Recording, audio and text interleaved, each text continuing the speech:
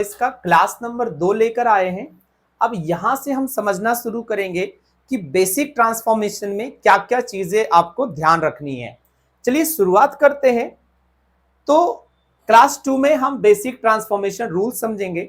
और before I start एक छोटा सा क्वेश्चन मैं आप लोगों से करता हूं, आप लोग मन में सोचिएगा इसका जवाब। अगर मैं लिखूं शी इज फैट और इसको कह दिया जाए कि आप नेगेटिव बनाइए, शी इज फैट को आपको कह दिया जाए कि नेगेटिव बनाइए, तो आप नेगेटिव कैसे बना देते हैं? आप नेगेटिव बना दीजिएगा शी इज थिन, या नेगेटिव बनाना ना, she is not fat, she is not fat. अब सोचने वाली बात है कि क्या ये रियल में ट्रांसफॉर्मेशन है? तो सर इसको ट्रांसफॉर्मेशन नहीं कहते हैं। जब हम ट्रांसफॉर्मेशन की बात करते हैं तो ध्यान से समझिएगा, transformation means change in form but not in meaning. यानी फॉर्म में तो बदलाव हो जाएगा लेकिन मीनिंग में बदलाव नहीं होना चाहिए। इस बात का आप थोड़ा सा ध्यान रखेंगे, ठीक है। चलिए तो आते हैं कि एक्टिव का स्ट्रक्चर हमारा कैसा होता है। एक्टिव का स्ट्रक्चर होता है सब्जेक्ट से शुरुआत होगी, फिर आएगा वर्ब और फिर आएगा ऑब्जेक्ट। इसको हम एक्टिव वॉइस कहते हैं, ठीक है, सभी को पता है। आगे बढ़ते हैं। यहां पर जो प्राइमरी चीज हमको समझना था वो समझना है सब्जेक्ट। जो यहां पर का सब्जेक्ट है वो है डूअर। क्या है ये? डूअर।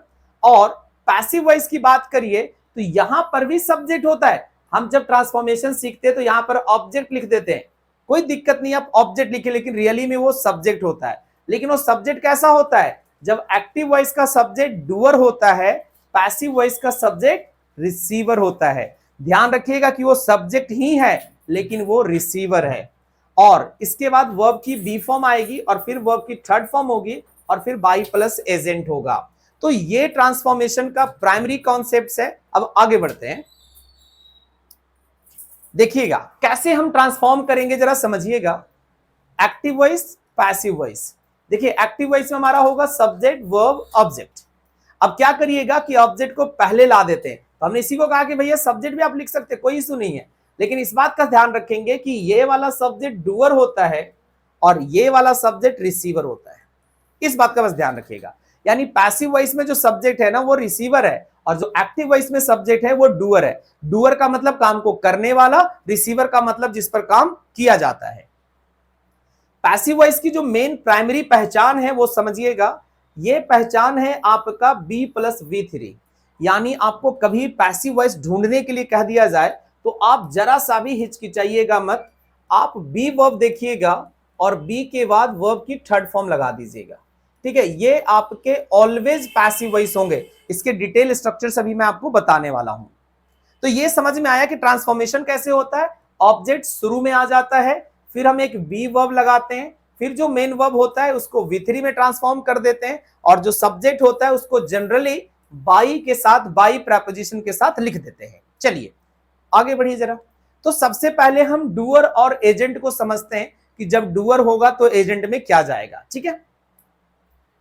चलिए, जब आपका डूअर यानी एक्टिव वॉइस में आई होगा तो पैसिव वॉइस में जाकर के बनेगा मी। अगर हम एक्टिव वॉइस की बात करें तो ये वी होगा, तो इधर एजेंट के रूप में जाके बनेगा ये अस।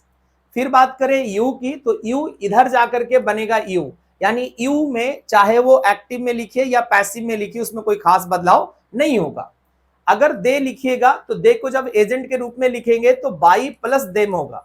ध्यान रखिएगा, बाई प्लस एजेंट होता है हमारा तो बाई देम होगा। ही के साथ बात करिए तो ही का हिम बन जाएगा। सी की बात करिए तो सी आपके इधर हर बन जाएगा, सॉरी। अगर इट की बात करिए तो इधर आकर के ये इट रहेगा, इसमें कोई बदलाव नहीं होगा।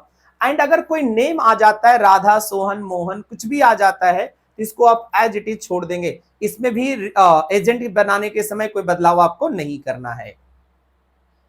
चलिए अब थोड़ा सा कॉन्सेप्ट समझते हैं कि ये जो एक्टिव से पैसिव करने का ट्रांसफॉर्मेशन का कॉन्सेप्ट है वो कैसे काम करता है। कहता है कि सब्जेक्ट ऑब्जेक्ट स्विच, यानी कि हम सब्जेक्ट और ऑब्जेक्ट को क्या करते हैं, स्विच करते हैं। यानी जो सब्जेक्ट होता है उसको ऑब्जेक्ट की जगह लेके चले जाते हैं और जो ऑब्जेक्ट होता है उसको सब्जेक्ट की जगह पे लेके आ जाते हैं। The object of the active sentence becomes the subject in the passive sentence. समझिएगा कि जो ऑब्जेक्ट होता है एक्टिव का वो पैसिव वॉइस में क्या बन जाता है, सब्जेक्ट बन जाता है। लेकिन ध्यान रखिएगा रिसीवर होता है, डूअर नहीं होता है। And the subject of the active sentence, subject of active sentence is either omitted, या तो हम उसको हटा देते हैं, और becomes the agent introduced by in the passive sentence, तो उसको हम बाई प्लस एजेंट के रूप में लिख देते हैं। एक बेसिक सा यहां पर हमने एक लिया है, इसको जरा समझिएगा। आई टीच देम, ये हमारा सेंटेंस एक्टिव वॉइस में है। अब इसको हमने बनाया पैसिव वॉइस, ठीक है। अब इसको हम पैसिव वॉइस बनाए, तो देम आकर के दे बन गया। अब इसमें हमने आर हेल्पिंग वर्ब लिया है, ये कैसे लेंगे ये हम अलग अलग टेंसेज में जब आएंगे तो हम बताएंगे आपको। फिर आएगा टॉट, ये जो वर्ब है इसकी वर्ब की थर्ड फॉर्म हो गई, और ये जो आई है इसको हमने लिख दिया बाई मी। अभी हमने डूअर और एजेंट का आपको कॉन्सेप्ट समझाया। चलिए नेक्स्ट आते हैं वर्ब के फॉर्म्स को समझते हैं। The verb is change to passive forms formed with the to be plus past participle, जो अभी मैंने आपको बताया, ठीक है। अभी मैंने आपको क्या बताया कि बी के साथ वर्ब की पास्ट पार्टिसिपल फॉर्म लिखेंगे बी प्लस V3, तो ये पैसिव वॉइस की पहचान होती है। क्या होती है? ये पैसिव वॉइस की पहचान होती है, ठीक है। चलिए अब यहां पर देख रहे होंगे ये आर वर्ब को हमने यहां पर मार्क करा कि ये जो टीच है ये आर के साथ क्या बन गया है? टॉट बन गया है। तो बिना बी प्लस V3 के पैसिव वॉइस का बनना संभव नहीं है। अब कैसा भी पैसिव वॉइस बनाइएगा वहां पर बी का कोई ना कोई फॉर्म आएगा। तो चलिए जरा समझते हैं कि बी का फॉर्म्स क्या होता है। Mind that you have to learn the forms of be verb, ठीक है। आपको बी वर्ब्स के फॉर्म्स समझने पड़ेंगे, आपको आना चाहिए। तो देखिएगा कि V5 जिनको नहीं समझ में आ रहा होगा कि सर ये V5 क्या होता है, तो उनके लिए मैं आसान बना देता हूं। इसमें आएगा एस या ईएस वर्ब। कौन सा वर्ब फॉर्म आएगा? एस या ईएस वर्ब आएगा। तो हम लिखेंगे बी का जो V1 और V5 वर्ब होता है ये होता है बी इज एम आर।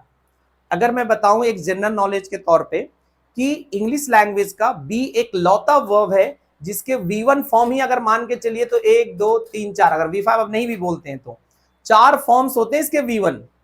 अगर हम V2 की बात करें तो V2 में आता है वॉज वर, V2 में क्या आता है? Was were.